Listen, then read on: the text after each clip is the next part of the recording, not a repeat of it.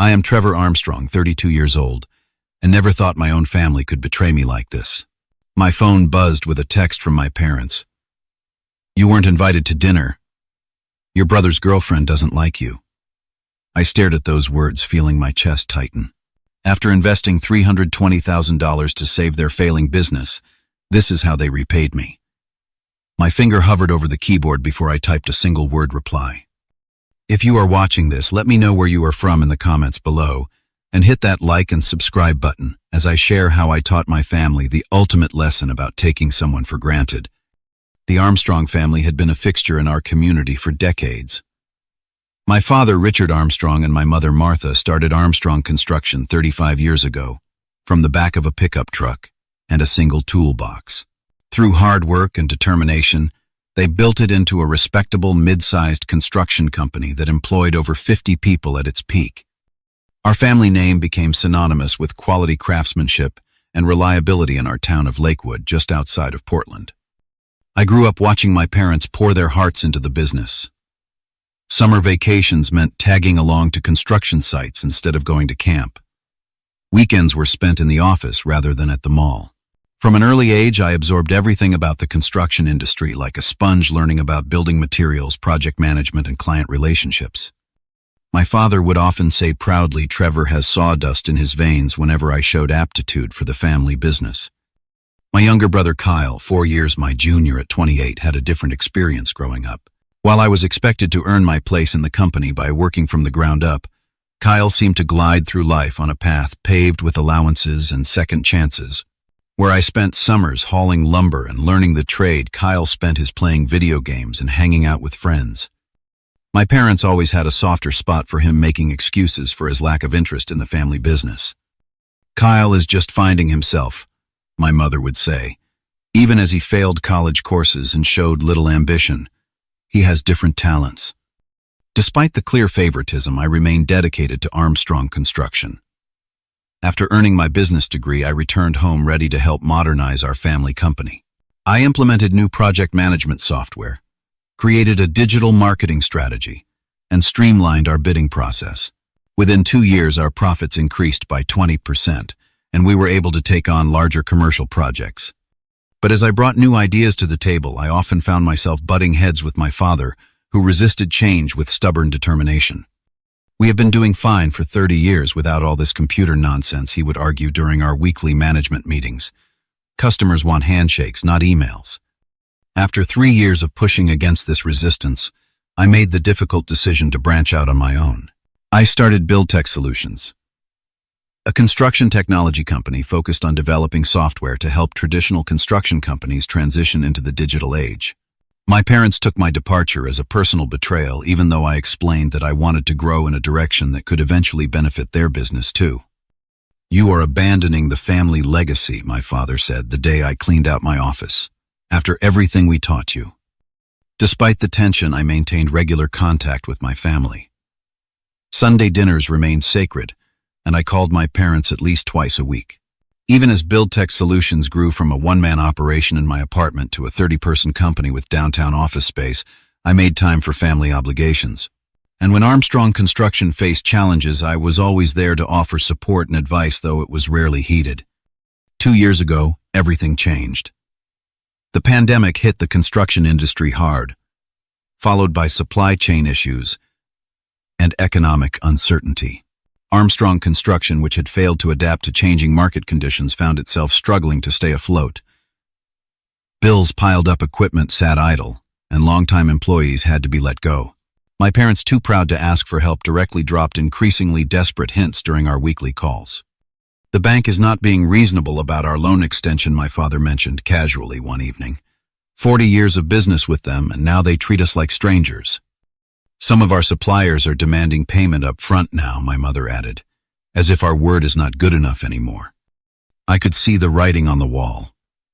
Without significant intervention, Armstrong Construction would fold within months. Despite our past differences, I could not stand by and watch my parents lose everything they had built.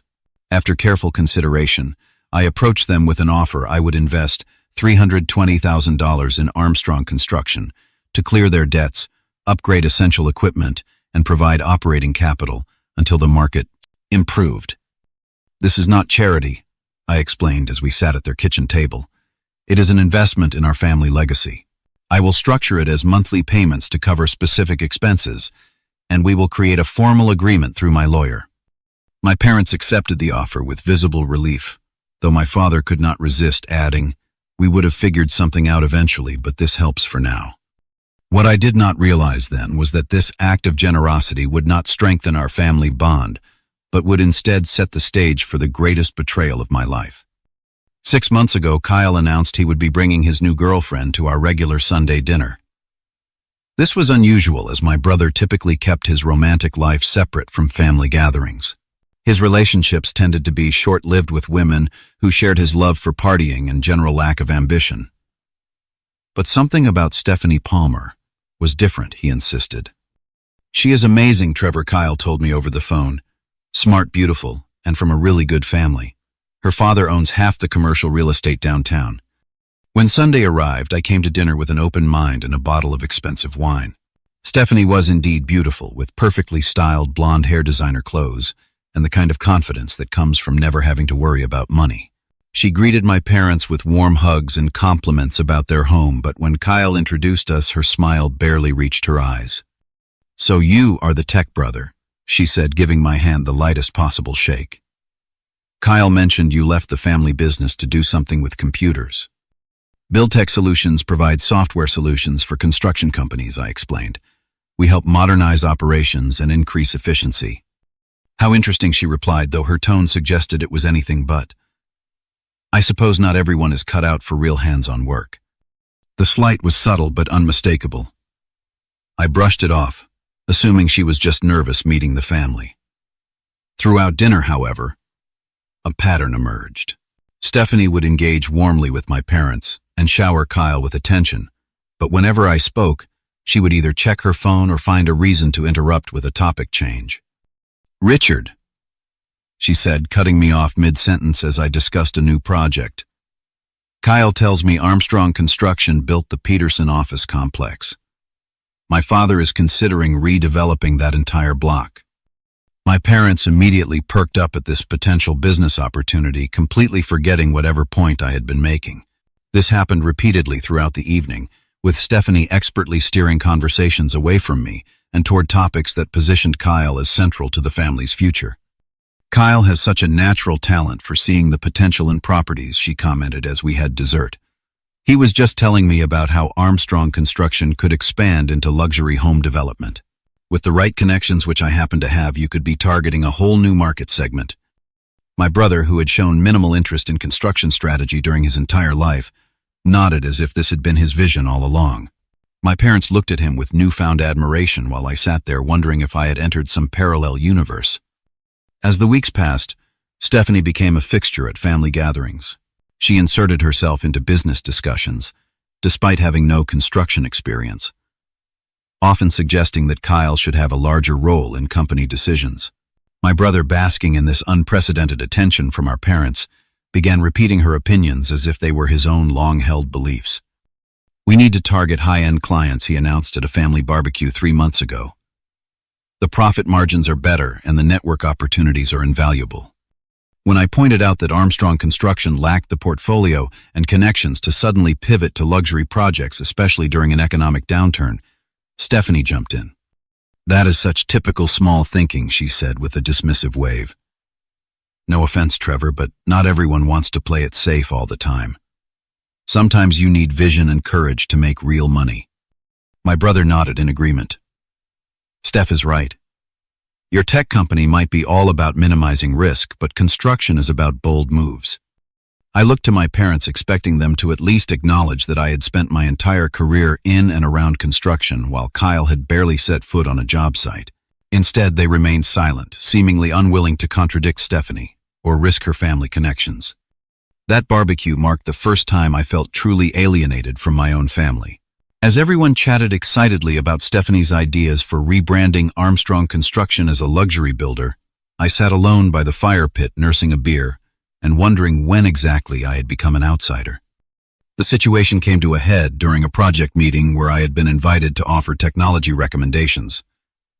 Stephanie showed up unexpectedly, claiming Kyle had asked her to attend. Throughout the meeting, she contradicted nearly every suggestion I made. Cloud-based project management is an unnecessary expense, she declared when I recommended a system that would save hours of paperwork. Kyle and I were discussing how Armstrong Construction should maintain its traditional hands-on approach. That is your brand identity. When I tried to explain that digital systems would not change the company's values but would simply make operations more efficient, she cut me off again. Trevor, not everything needs to be turned into some sterile tech solution. Some clients actually appreciate the personal touch of paper invoices and in-person meetings. Right, Richard. My father, who had complained about paperwork his entire career, suddenly nodded in agreement. Stephanie makes a good point. We should not change too much too quickly. On my drive home that day, I realized something troubling was happening. Stephanie was not just dismissive of me personally. She was actively working to undermine my influence in the family. And more disturbing than her behavior was how effectively it was working.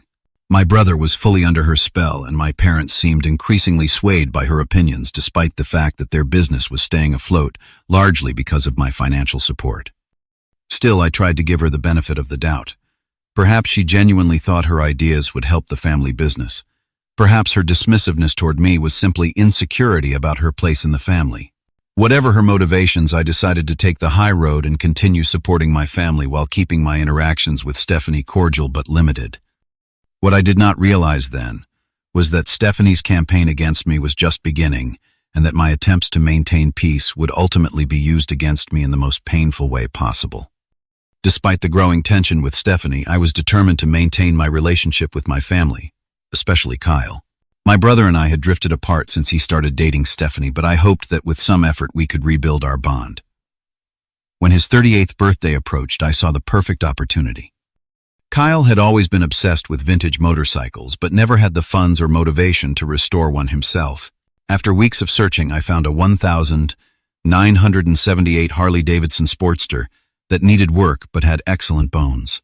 I purchased it along with a comprehensive set of tools and restoration guides, and arranged for delivery to my parents' garage, where Kyle was still living in the apartment above. "This is insane," Kyle said when I unveiled the gift, his eyes wide with genuine excitement for the first time in months. "You actually remembered I wanted one of these." "Of course I did," I replied, relieved to see a glimpse of my real brother again. "We used to talk about opening a custom bike shop when we were kids. Remember?" For a brief moment it felt like old times. Kyle hugged me and immediately began examining the motorcycle, pointing out features and making plans for the restoration. Then Stephanie arrived. "Oh wow, another project," she said, her smile tight. "That is so thoughtful, Trevor." But Kyle did not. "You say you wanted to focus on getting more involved at Armstrong Construction. This seems like a huge time commitment." Just like that, the light in Kyle's eyes dimmed. "Yeah, you are right," he said, stepping away from the motorcycle. "I mean, it is an awesome gift, Trevor, but I probably will not have time to work on it until things slow down at the company." The motorcycle was wheeled into a corner of the garage where it collected dust. Each time I visited over the next few weeks, it remained untouched. When I asked Kyle about it, he always had an excuse ready, usually involving some business task that Stephanie had suggested he tackle. Undeterred, I tried another approach. Buildtech Solutions had just moved into a new, larger office space downtown, and I invited my entire family for a tour and dinner afterward. I wanted them to see what I had built, to understand that my decision to leave Armstrong Construction had not been about abandoning the family, but about creating something valuable in my own right. The office tour was scheduled for 6 in the evening, but at 5:30 I received a text from my mother. "Something came up with Stephanie's family. We need to reschedule. Sorry for late notice." I later learned from a mutual friend that nothing had come up.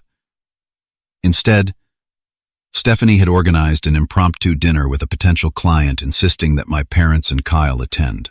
What hurt most was not the cancellation, but the dishonesty.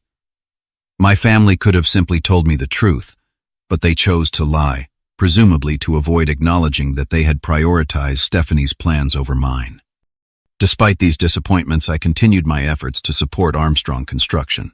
Using my industry connections, I referred several substantial projects their way, including a municipal contract that would provide stable income for at least a year. I spent hours preparing the bid documents, knowing my father struggled with the technical requirements of government contracts. When the bid was accepted, I expected at least some acknowledgement of my contribution. Instead, at the family dinner celebrating the contract, Stephanie dominated the conversation. "Your brother really came through for Armstrong Construction," my father said, raising a glass in Kyle's direction. I nearly choked on my drink. "What do you mean?" "Kyle and Stephanie stayed up all night finalizing those bid documents," my mother explained. "They really saved the day when those technical requirements changed at the last minute." I looked at Kyle, waiting for him to correct this falsehood. I had emailed him the completed documents 3 days before the deadline. There had been no last-minute changes, and certainly no all-night work session. But he simply smiled and accepted the praise, avoiding eye contact with me. "Actually," I began, but Stephanie smoothly cut in. "It was really all Kyle," she insisted. "He has such a natural talent for these technical details. Must run in the family, right, Trevor?" The implication was clear. Any contribution I had made was minimal compared to Kyle's supposed heroics. Rather than create a scene, I let it go, but the sting of this casual rewriting of reality lingered long after dinner ended. Perhaps my biggest attempt at reconciliation came in the form of the $320,000 investment in Armstrong Construction. While I had initially structured it as a straightforward business arrangement, I had hoped that the financial support would speak louder than words, demonstrating my commitment to the family despite our differences. The investment was set up as a series of monthly payments, each targeting specific needs within the company.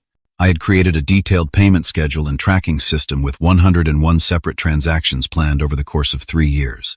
Each payment was documented with a receipt stored both in paper form in my home office and digitally in my cloud account. The first few months went smoothly. Bills were paid, equipment was upgraded, and employees received their paychecks on time. My parents expressed gratitude, and even Kyle seemed to recognize the significance of my contribution.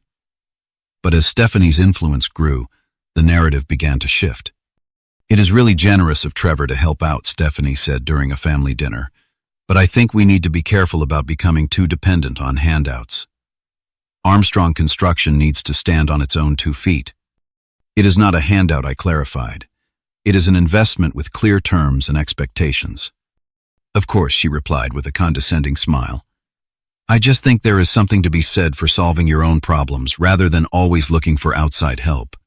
The comment hung in the air, unchallenged by my family. My father, who had been on the verge of bankruptcy before my investment, nodded thoughtfully, as if Stephanie had offered profound wisdom rather than a thinly veiled insult. In the weeks that followed, I noticed a subtle change in how my financial support was discussed. What had once been acknowledged as an essential lifeline was now characterized as an optional supplement, a generous but unnecessary gesture from a family member who had gone his own way. My parents began consulting me less about how the money was being used, and financial discussions increasingly happened when I was not present.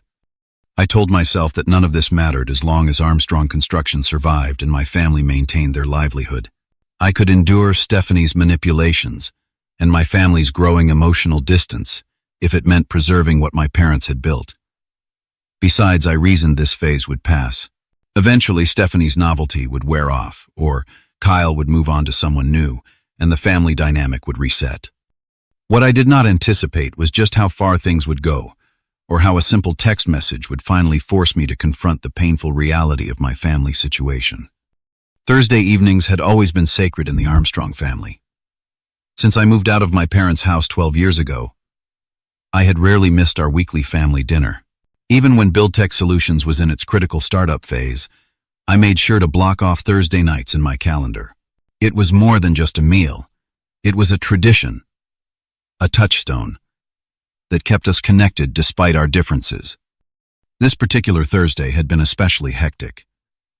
I had back-to-back meetings all day, including a pitch to a major potential client that could double our company's annual revenue. By 6 o'clock, I was exhausted but looking forward to unwinding with family. I stopped by a local bakery to pick up my mother's favorite lemon meringue pie and a bottle of the bourbon my father preferred. As I navigated evening traffic, I felt my phone vibrate in my pocket. At the next red light, I checked the message, assuming it was my mother asking me to pick up something last minute for dinner. Instead, what I saw made my stomach drop. "Trevor, we decided you weren't invited to dinner tonight. Kyle's girlfriend Stephanie doesn't like you, and we want to keep the peace. Maybe next week." I stared at the text from my father's number, reading it over and over, certain I had misunderstood. But the words remained unchanged, their meaning unmistakable. I pulled into a parking lot, my hands shaking slightly as I tried to process what I was reading. This was not just a casual dinner being rescheduled. This was my parents explicitly choosing Stephanie's comfort over my presence, at a family tradition I had honored for over a decade. And the casual way it was communicated via text less than an hour before dinner added an extra layer of disrespect to an already painful situation. I scrolled back through recent messages looking for clues I might have missed. 2 days earlier, my mother had texted, "Looking forward to Thursday dinner. Kyle says Stephanie is making her special lasagna." No indication that my attendance was in question. No hint that anything had changed. What had happened in the intervening 48 hours? Had Stephanie issued some kind of ultimatum? Had there been a conversation about me that led to this decision? The questions swirled in my mind as I sat in my car, the engine still running, the pie and bourbon sitting accusingly on the passenger seat. I thought about calling my parents to demand an explanation, but something stopped me. A lifetime of being the reasonable one, the peacemaker, the son who accommodated everyone else's needs before his own, had conditioned me to swallow, hurt, and move forward. But as I stared at that text, something inside me finally broke. $320,000. That was what I had committed to Armstrong Construction. Money that represented years of my hard work, sacrificed to save a family business that now couldn't even save a place for me at the dinner table. Money that was keeping the lights on, paying employees, and enabling my parents to maintain their lifestyle. Money that was apparently less valuable to them than Stephanie's approval. I felt a wave of emotions crash over me: shock, hurt, betrayal, anger. My chest tightened, and for a moment I struggled to breathe normally. The bakery box with the pie suddenly seemed ridiculous, a pathetic symbol of my desperate attempts to maintain a connection with people who clearly didn't value me. The reality I had been avoiding for months finally became impossible to ignore. My parents had chosen Kyle and his girlfriend over me. They had decided that my feelings were less important than maintaining peace with someone who had been in their lives for just 6 months. They had reduced me to an inconvenience, a problem to be managed, rather than a son to be loved. And they had done it all via text message without even the courtesy of a phone call. As the initial shock began to fade, a cold clarity took its place. I had been making excuses for my family's behavior for too long, telling myself that things would improve, that Stephanie's influence would wane, that my parents would eventually remember who had stood by them when times were tough. But this text made one thing absolutely clear: nothing was going to change unless I changed it. I started the car again and pulled out of the parking lot, leaving behind the restaurant where I had planned to drop off the pie and bourbon before heading to my parents' house. Instead, I drove straight home, my mind already shifting from hurt to action. $320,000. 101 scheduled payments. Years of being taken for granted. It was time to reconsider everything. By the time I reached my apartment, I had moved beyond the initial shock and hurt. A strange calm had settled over me, the kind that comes when a difficult decision finally becomes clear. I placed the pie and bourbon on my kitchen counter and sat down at my desk, opening my laptop with deliberate movements. I stared at the text message one last time before typing a single word response. Okay. No argument, no questions, no emotional plea, just acknowledgement and acceptance of a reality I could no longer ignore. I pressed send and then silenced my phone, placing it face down on the desk. Whatever flurry of explanations or justifications might follow, I wasn't interested in hearing them. Not yet. Instead, I navigated to my cloud storage account and opened the folder labeled Armstrong Construction Investment. Inside were meticulous records of every payment I had made so far, along with the schedule for future disbursements. Each transaction was documented with a receipt and a note detailing its purpose. Equipment lease payment. supplier invoice settlement, payroll supplement. I had always been organized, but with this investment, I had been particularly thorough, creating a system that would protect both my interests and my family's business. Now that same thoroughness would serve a different purpose. First, I downloaded all 101 receipts and payment records, creating a backup on my external hard drive. Then I opened my banking app and navigated to the scheduled payments section. One by one, I selected the remaining payments to Armstrong Construction and clicked Cancel. Each cancellation required confirmation, a small moment of decision where I could have changed my mind. But with each click, my resolve only strengthened. 67 future payments totaling $212,000 disappeared from my financial obligations. Money that would have gone to my family's business would now remain in my accounts available for other purposes. The system asked if I wanted to delete the payment records as well. I hesitated briefly before selecting Yes, watching, as the digital trail of my generosity vanished from the banking interface. Next, I contacted my lawyer, Martin Greenberg, who had helped structure the investment agreement. It was after business hours, but Martin and I had become friends over the years, and he answered my call on the second ring. Trevor, everything okay? You never call this late, unless something's either very wrong or very right. I need to review the termination clauses in the Armstrong Construction Investment Agreement, I said, skipping any preamble. Specifically, I need to know my options for stopping further payments. Martin was silent for a moment. This sounds serious. Do you want to tell me what happened? I gave him a brief summary of the situation, including the text message and the broader pattern of disrespect. To his credit, Martin didn't offer platitudes or try to convince me to reconsider my family relationships.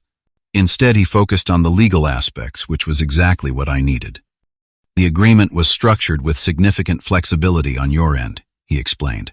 You have the right to suspend payments with 30 days' notice if you determine the funds aren't being used as specified or if there's a material change in your relationship with the business. Given that you're being excluded from family business discussions, we could argue that constitutes a material change. And what about clawing back previous payments? That's more complicated, Martin admitted. We'd need to demonstrate misuse of funds or fraudulent representations. But honestly, Trevor, litigation against your family would be messy and might not be worth it emotionally or financially. I nodded, even though he couldn't see me over the phone. I'm not looking to sue them. I just want to stop the bleeding. Then your best bet is to send a formal notice of payment suspension citing the relevant clause in the agreement. I can draft it tomorrow and have it on your desk by noon. Perfect. And Martin, I'd appreciate your discretion on this. It's a family matter. Of course. Call me tomorrow if you need anything else. After ending the call, I leaned back in my chair, feeling the weight of the day's events. My phone had been buzzing intermittently on the desk, likely my parents realizing the implications of their casual dismissal. I ignored it. Instead, I opened my web browser and typed Highland Construction. The search returned the website of my parents' main competitor, a company that had been trying to outbid Armstrong Construction for decades. Where Armstrong had remained stubbornly traditional, Highland had embraced innovation, incorporating many of the technological advances I had tried unsuccessfully to introduce to my family's business. Their About Us page featured a photo of the founder, Jackson Highland, with his two sons, who now helped run the company. They were smiling, standing shoulder to shoulder at a job site, clearly a united front. The sight sent a pang through my chest, a reminder of what family business could and should be. I navigated to their contact page and found the email address for Thomas Highland, the current CEO. Without allowing myself to second-guess the decision, I composed a brief professional message. Mr. Highland, my name is Trevor Armstrong, founder of Build Tech Solutions and son of Richard Armstrong. I would like to discuss a potential investment opportunity in Highland Construction's expansion plans. I have capital available immediately and expertise in construction technology integration that may be of value to your organization. Please let me know if you would be interested in meeting to explore this possibility further. Regards, Trevor Armstrong. My finger hovered over the send button. Was I really going to do this? Invest in my family's direct competitor? The thought felt both terrifying and strangely liberating. This wasn't just about the money. It was about finally acknowledging that my efforts to support Armstrong Construction had become a one-way relationship, a drain not just on my finances, but on my self-respect. I clicked send. Within minutes, my phone lit up with a call from a number I didn't recognize. I almost ignored it, assuming it was my parents calling from another phone, but something made me answer. Trevor Armstrong speaking. Mr. Armstrong, this is Thomas Hyland. I just received your email. I have to say it caught me by surprise. I hadn't expected such an immediate response. I appreciate you calling so quickly. When the son of Richard Armstrong offers to invest in Hyland Construction, it's not something I can leave for the morning email check, he said with a chuckle. May I ask what prompted this unexpected offer? I considered how much to reveal. Let's just say I'm looking to diversify my investments in the construction sector, and I've been impressed with Hyland's adoption of digital solutions. I see. His tone suggested he understood there was more to the story. Well, as it happens, we are in the planning stages of a significant expansion. We're looking to open a new division focused on sustainable commercial construction. Would tomorrow morning work for a preliminary discussion? We arranged to meet at a coffee shop downtown at 9 the next morning. As I ended the call, I felt a strange mix of emotions, guilt at what might be seen as betrayal, but also a growing sense of empowerment. For too long, I had allowed my family to dictate the terms of our relationship. Now, I was taking control of my own narrative. My phone continued to buzz with calls and texts from my family, but I left it untouched. Tomorrow would bring plenty of time for confrontation.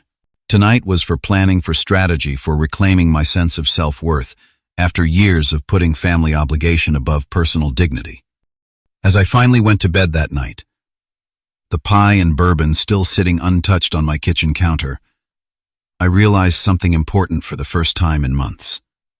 I felt no anxiety about family expectations, no dread about navigating Stephanie's latest manipulation, no frustration at being undervalued despite my contributions. Instead, I felt something unexpected. I felt free. By morning, my phone showed 37 missed calls and 22 text messages. My father had called 16 times, my mother 13, and Kyle 8. The texts ranged from confused, "Did you get my message about dinner?" to concerned, "Are you okay? Why aren't you answering?" to panicked, "Call US immediately. Something wrong with the business account." I read through them as I got dressed for my meeting with Thomas Hyland, noting the progression from irritation to alarm as they realized the payments had been canceled. Not once in any message did either parent acknowledge how hurtful their dinner text had been. Not once did they apologize for choosing Stephanie's comfort over my inclusion in a family tradition. Instead, the focus was entirely on the money and their shock that I would dare to stop the financial support they had come to take for granted. It confirmed what I had suspected but had been unwilling to admit in recent months. I had become valued more for my checkbook than for my presence. I sent a single text to my father before leaving for the meeting. "I received your message about dinner clearly. I've made some financial decisions accordingly. We can discuss when I'm ready." The coffee shop where I'd arranged to meet Thomas Hyland was a small, upscale establishment far from any of my family's usual haunts. I arrived 15 minutes early, ordered a black coffee, and selected a table in the corner that offered privacy while still allowing me to watch the door. Thomas arrived precisely at 9, dressed in a well-tailored suit that struck the perfect balance between professional and approachable.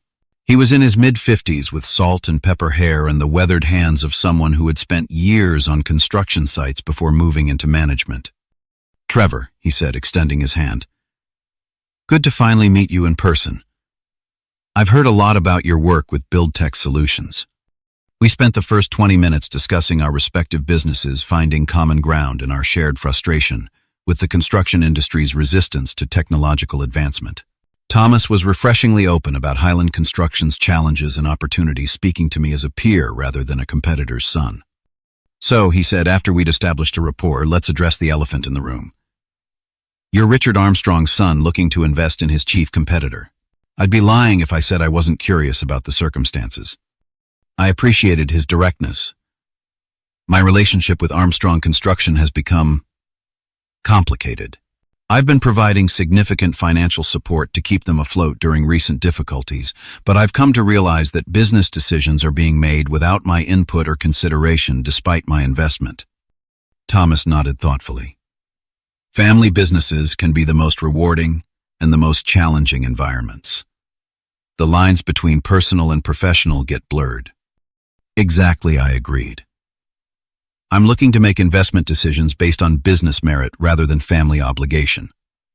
Highland Construction's forward-thinking approach aligns better with my own business philosophy. I can respect that, Thomas said.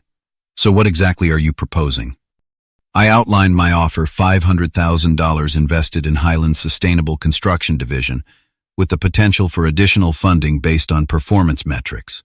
In return, I wanted a non-controlling stake in the new division and an advisory role focused on technology integration.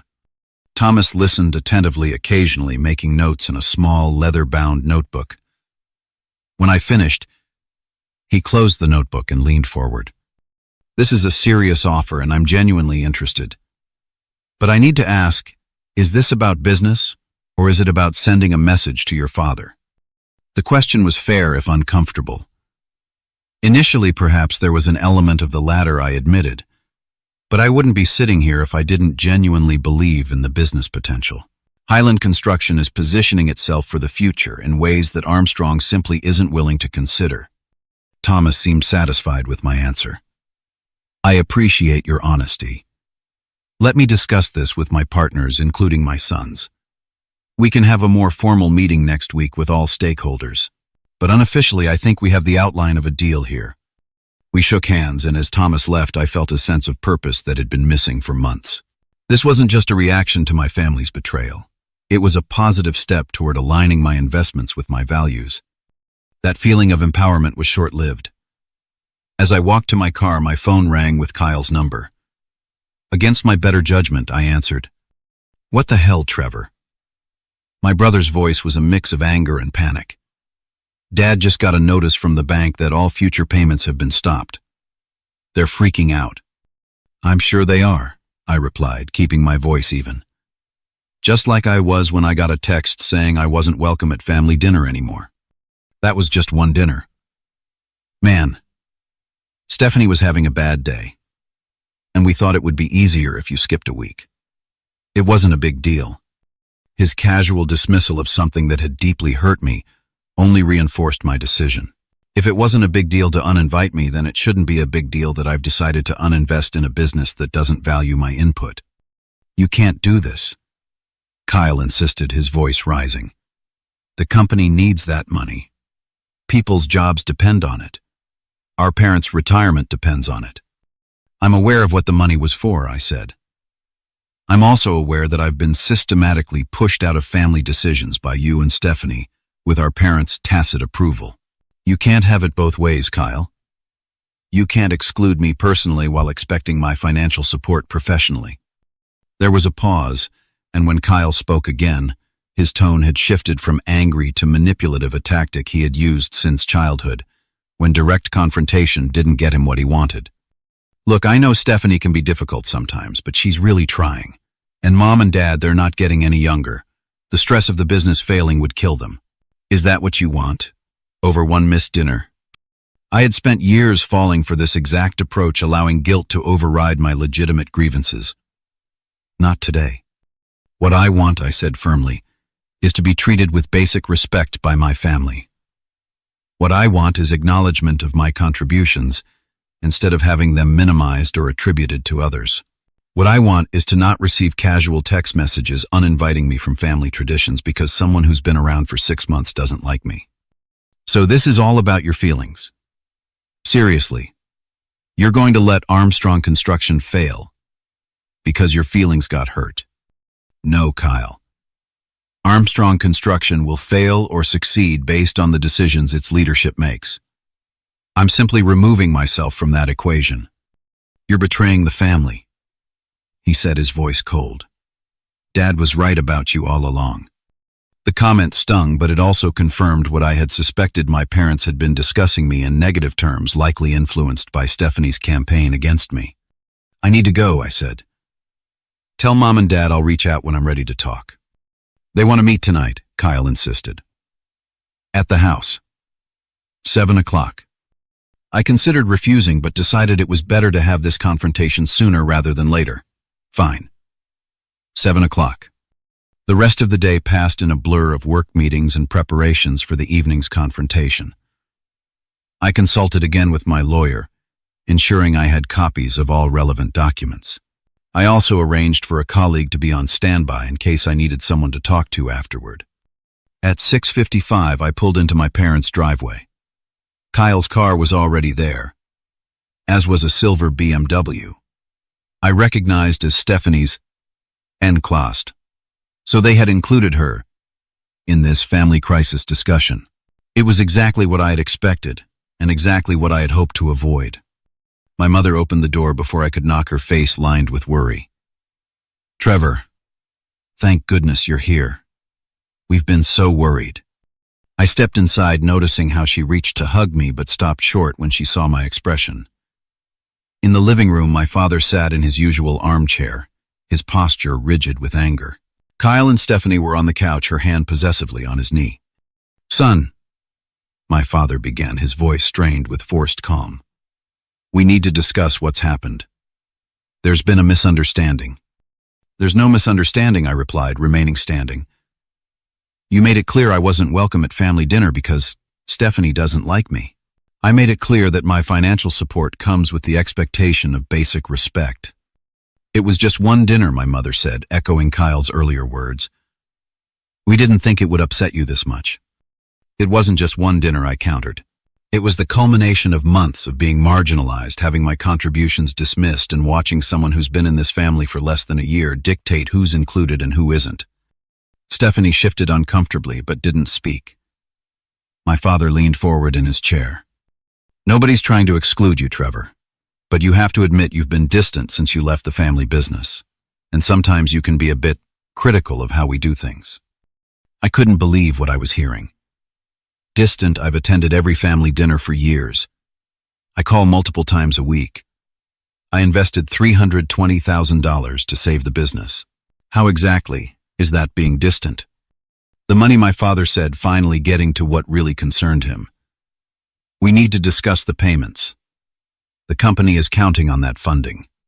The company was counting on me being treated like a valued member of this family, I replied. That arrangement has clearly changed. You're being dramatic, Stephanie suddenly interjected. Family businesses have disagreements all the time. It doesn't mean you pull funding and leave everyone in the lurch. I turned to face her directly. I don't recall asking for your opinion on my investment decisions, Stephanie. In fact, your constant interference in family matters is a significant part of why we're having this conversation. Don't speak to her like that, Kyle snapped. She's just trying to help. Is she? Because from where I stand, she's been systematically working to isolate me from this family since the day you introduced her. Stephanie's face flushed. That's ridiculous. You're just jealous that Kyle and I have a vision for Armstrong Construction that actually involves innovation, while you abandon the company to do your own thing. The irony of her claiming to champion innovation when she had repeatedly shut down my technology suggestions was almost laughable. Before I could respond, my father interrupted. Enough about who did what. The fact is, Trevor, we need those payments to continue. The company can't survive without them right now. I'm aware, I said. Just like I'm aware that I met with Thomas Hyland this morning to discuss investing in their new sustainable construction division. The room fell silent. My father's face drained of color, and my mother let out a small gasp. Kyle stood up, his fists clenched. You, what he demanded. You met with our biggest competitor. Are you serious right now? Completely serious, I confirmed. $500,000 pending final agreement. Their approach to business aligns better with my values. This is insane, my father said, his voice barely above a whisper. You would betray your own family this way over a text message. This isn't about a text message, I said. The text was just the final straw. This is about years of having my input dismissed, my contributions minimized, and now my presence deemed unwelcome, because it might make Stephanie uncomfortable. My mother began to cry, and for a moment I felt a flash of guilt. But then I remembered how easily they had excluded me, how quickly they had prioritized Stephanie's preferences over my lifetime of loyalty. "I'm not doing this to hurt anyone," I said, softening my tone slightly. "But I need you all to understand that there are consequences to how you treat people, even family. Especially family." "So what happens now?" my father asked, suddenly looking older than his 67 years. "That depends on you," I replied. "I'm open to discussing a new arrangement, both personally and financially. But it would need to include clear boundaries and mutual respect." "We've always respected you, Trevor," my mother insisted through tears. "No, Mom, you haven't. Not for a long time. But we can start now if you're willing." I left the meeting with no resolution, just a family in shock and the first tentative acknowledgement that things would need to change. As I drove home, I felt neither triumph nor regret, just a quiet certainty that I had finally stood up for myself in a way that couldn't be ignored or dismissed. Whether my family would rise to the occasion remained to be seen. But for the first time in years, the choice wasn't solely mine to make. They would need to decide what they valued more, Stephanie's influence or their relationship with me. And whatever they decided, I would be okay. 1 year can change everything. 12 months after that fateful text message, Armstrong Construction looks very different. The company downsized, significantly selling off equipment and moving to a smaller office space. They now focus exclusively on residential renovations, a niche that allows them to operate with minimal overhead and staff. My father, who once dreamed of passing a construction empire to his sons, now runs what amounts to a boutique operation with just 8 employees. Kyle and Stephanie's relationship didn't survive the financial restructuring. When it became clear that Armstrong Construction would no longer provide the status and connections she had been counting on, Stephanie's interest in my brother quickly waned. Their breakup was messy and public, with Stephanie spreading rumors about the company's financial troubles that cost them several potential clients. My brother, humbled by the experience, took a job with a mid-sized construction firm across town. He's starting at the bottom, learning the business from the ground up in a way he never did at our family company. We text occasionally, mostly about neutral topics like sports or movies. The wounds are still too fresh for anything deeper, but it's a start. Highland Construction's sustainable division, meanwhile, has exceeded all expectations. My investment has already generated a 20% return, and the company recently broke ground on a zero-emissions office complex that's being hailed as a model for future commercial development. Thomas Highland and I have developed a genuine friendship, and his sons have become valued business contacts. But the most significant changes have been internal. In the months following the confrontation with my family, I went through a period of intense self-reflection. I joined a support group for adults dealing with family estrangement, where I met others who had experienced similar patterns of being valued for what they provided rather than who they were.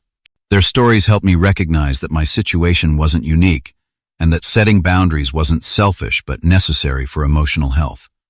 I also focused on building what therapists call a family of choice, as opposed to a family of origin. I deepened connections with friends who demonstrated consistent respect and reciprocity. I became more involved in my community, volunteering with a program that teaches construction skills to at-risk youth. These relationships, based on mutual appreciation rather than obligation, have brought a richness to my life that I never experienced when I was constantly seeking approval from people unwilling to give it. The healing process wasn't linear. There were days when I questioned my decisions, when the cultural programming to prioritize family above all else made me wonder if I had overreacted.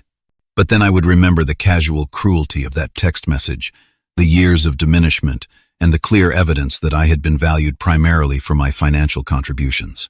In those moments, I recommitted to my boundaries and continued forward. 6 months after the confrontation, my parents reached out with a handwritten letter.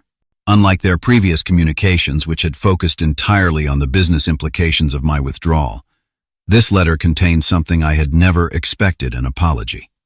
"We failed you as parents," my father wrote in his blocky handwriting. "We allowed Stephanie to come between us and our son. We prioritized Kyle's happiness over yours because it was easier, not because it was right. We took your support for granted while giving you nothing in return. There is no excuse for this, and we are deeply sorry." The letter went on to acknowledge specific instances where they had dismissed my contributions or allowed others to take credit for my work. They didn't ask for money or for an immediate reconciliation. They simply expressed remorse and a hope that whenever I was ready we might begin to rebuild our relationship on healthier terms. I didn't respond immediately. I needed time to process whether this represented genuine insight or merely another attempt to regain access to my financial support. After discussing it with my therapist, I decided to take a cautious step toward reconnection. I invited my parents to meet me for coffee at a neutral location. That meeting was awkward and emotional with long silences and carefully chosen words. But it was also the first honest conversation we had had in years. I explained how their actions had affected me, and they listened without defensiveness. They shared their fears about the business failing and their embarrassment at needing help from their son. We didn't solve everything in that one conversation, but we established a foundation of truth that had been missing for too long. Today, our relationship is a work in progress. We see each other monthly for lunch, keeping the interactions time-limited and in public places to maintain healthy boundaries. My financial involvement with Armstrong Construction remains firmly in the past, a chapter closed by mutual agreement. My parents have come to accept that my investment in Highland Construction wasn't an act of betrayal but a legitimate business decision that has proven successful. The deepest lesson in all of this has been about the nature of respect and reciprocity in relationships. For years, I operated under the assumption that if I just gave enough, did enough, sacrificed enough, my family would eventually value me the way I valued them. I believed that love meant putting others' needs consistently before my own, even when those others showed no inclination to do the same for me. What I've learned is that true love, whether in families or friendships, requires balance. It demands that all parties recognize and honor each other's worth. When that balance is consistently absent, no amount of giving will create it. Sometimes the most loving thing you can do, both for yourself and for those who have taken you for granted, is to step back and allow natural consequences to unfold. I don't regret investing in Highland Construction, nor do I regret withdrawing my support from Armstrong. Both decisions represented a reclaiming of my agency, a statement that my resources, whether financial or emotional, would flow toward those who demonstrated respect and appreciation. That's not pettiness or revenge, it's self-preservation and healthy boundary setting.